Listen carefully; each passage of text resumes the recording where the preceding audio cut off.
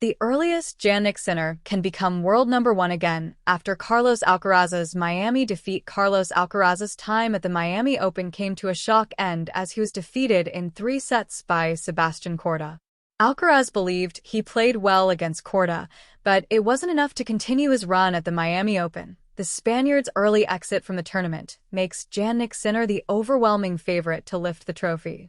The door has also been opened for the Italian to oust Alcaraz from the world number one spot, which could happen sooner than you think.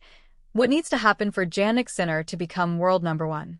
Sinner can become world number one by the Monte Carlo Masters at the earliest, but he will need to play perfect tennis until then.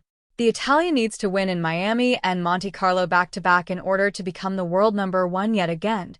If Sinner defeats Alcaraz in the Monte Carlo Masters final, he will be above his Spanish rival by 200 ranking points. That would see a huge swing in ranking points as Alcaraz currently sits 2,000 points above the Italian in the rankings.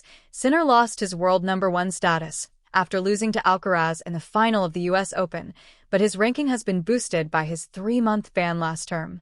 The Italian has not been defending any points since the Australian Open, so a victory in Miami would cause a major swing.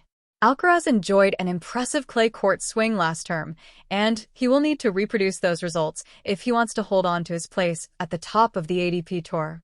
Who can possibly stop Jannik Sinner at the Miami Open? Alcaraz's defeat in Miami has blown the top half of the draw wide open, leaving Taylor Fritz as the only player inside the top 20.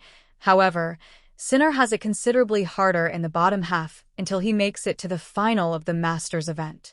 Felix Auger-Aliassime, Daniil Medvedev, and Alexander Zverev are all left in Sinner's side of the draw, with all three impressing at the Florida event.